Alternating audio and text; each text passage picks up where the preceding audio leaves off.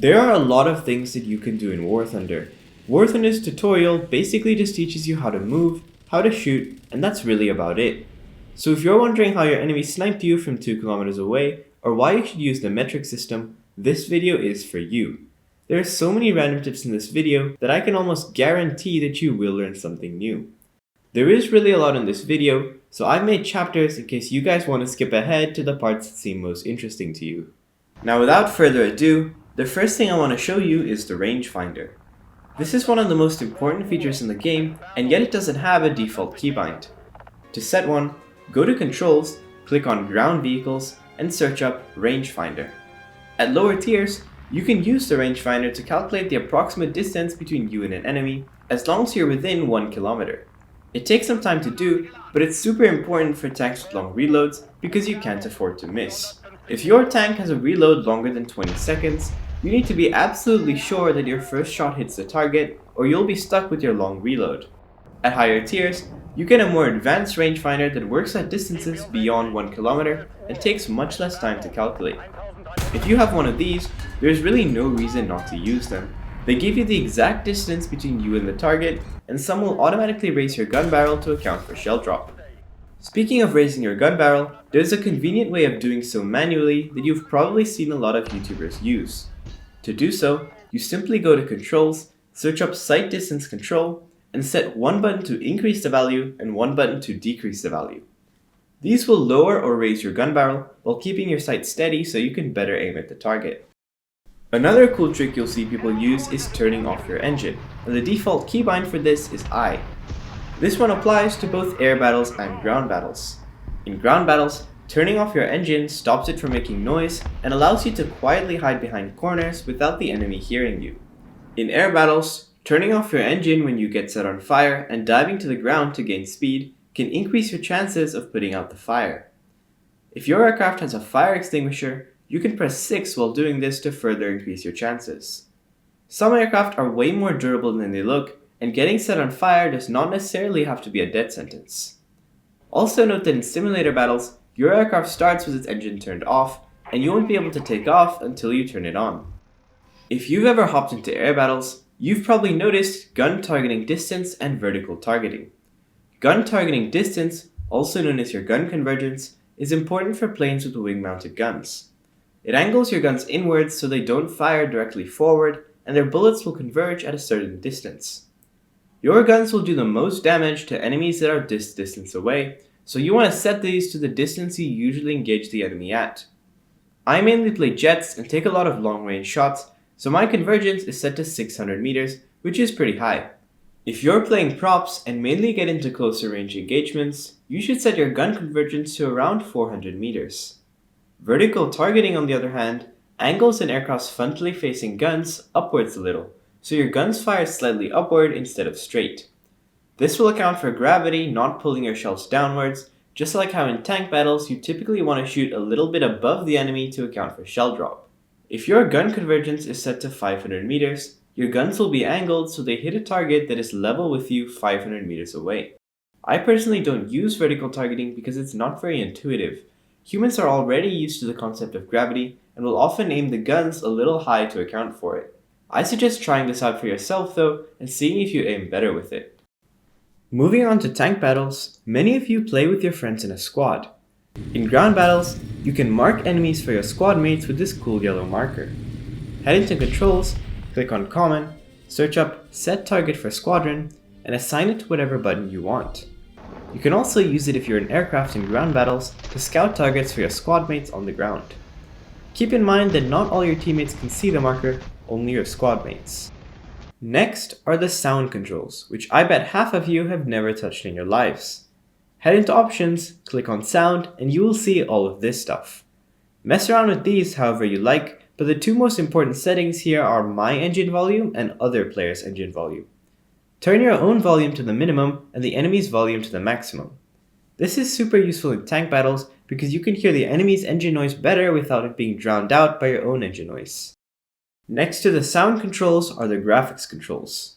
A lot of players set their graphics to minimum, also known as ultra low quality, for a lot of reasons. If you play air battles, this will disable the annoying cloud that obscures your vision when you break the sound barrier. If you play tank battles, ultra low quality will get rid of grass and reduce the amount of snow, allowing you to get a clearer shot of enemies behind hills. And of course, if you have a potato PC, using ultra low quality will massively boost the game's performance. So with all that, why don't I use it? Simply because the game looks crap with minimum graphics. If you head into main parameters and click on ground vehicle battle settings, you will see a couple of important settings. It's up to you to decide which ones you want, but two settings I strongly recommend turning off are grass in tank sight and camera from tank gunner sight. Turning off grass in tank sight will remove some grass from your tank sight, and camera from tank gunner sight will offset your camera a little to the left or right of your gun, only making it harder to aim. If your PC is low on storage space, there are a couple of things you can do to reduce the space that War Thunder takes. You can remove the Ultra HQ ground and air models. They supposedly make your vehicles look a bit higher quality, but I seriously can't tell the difference. If you're really desperate, you can switch to the minimal client, but if that's the case, I'm really curious what you have on your computer that takes up that much storage space. When you enter a game in War Thunder's Italian client, a little description appears in the loading screen, giving you the historical background and information about the map you're fighting in. Most of War Thunder's maps are based on real-life locations in which real battles were fought. I think this is a pretty interesting feature, and I wonder why this isn't in the English version of the game. I only speak Italian and English, so let me know if this feature is found in other languages too. If you shoot an open-topped or lightly armored vehicle with an AP shell, the shell will sometimes pass through the vehicle without detonating and dealing damage. HE shells, on the other hand, will kill these targets no matter where on the vehicle you hit, and large caliber HE shells will kill the target even if you slightly miss. I always carry at least 4 HE shells on most tanks in case I come across a light tank or SPAA. APCR shells are found on many German and American tanks. Their stats look good on paper, with very high penetration and muzzle velocity. However, looks can be deceiving. APCR shells have very low penetration on angled armor and can bounce really easily. Also, since they lack an HE filler, they do very little damage to the crew inside of a tank even if they penetrate. Carry a few APCR shells if you want, but remember they're only useful against flat armor that's too thick for your regular APHE shells to penetrate. When you enter ground realistic battles, check how many spawn points it costs to spawn your first vehicle. Vehicles cost more to spawn in down tiers than up tiers. For example, if your medium tank costs 100 spawn points, you're in a full up tier and will face tanks a full BR above you. If your medium tank costs 150 spawn points, you're in a full down tier and will face tanks that are lower BR than you. Start noticing these and you'll soon be able to quickly tell what BR tanks you'll be facing. If you're ever mad that you've been fully up tiered and will be facing tanks a full battle rating above you, you might be comforted knowing that there are a maximum of 4 players on each team that are allowed to have the highest BR vehicles in that match. For example, if you are a fully up-tiered 5.0 tank, there can only be a maximum of 4 6.0 tanks on the enemy team at any given moment, and usually there'll be less, because in case one dies, they may not respawn in another 6.0 tank. In air battles, if you're ever mad that your whole team is bombers and there aren't enough fighters to win the match, remember that there can only be a maximum of 4 bombers on each team, so there has to be at least a couple of fighters and strike aircraft on your team to help you out. There is no limit on the number of strike fighters or fighters carrying bombs though, so if it feels like your entire team went bombing, it's probably because they're all fighters carrying bombs. Also, if you've been playing 6.0 air lately, you'll probably find yourself in 6v6 matches where 2/3 of your team are useless bombers. If you live in one of the 3 countries in the world that don't use the metric system, you probably have your in-game measurements in feet, yards, and miles. However, every tank in the game, even the American ones, have their gun sights in meters. This can be changed, but you'll have to manually do so for every tank, and that takes a while. Now why does this matter, you ask? The exact distance to the 3 capture points in tank battles is always shown, no matter how far away you are.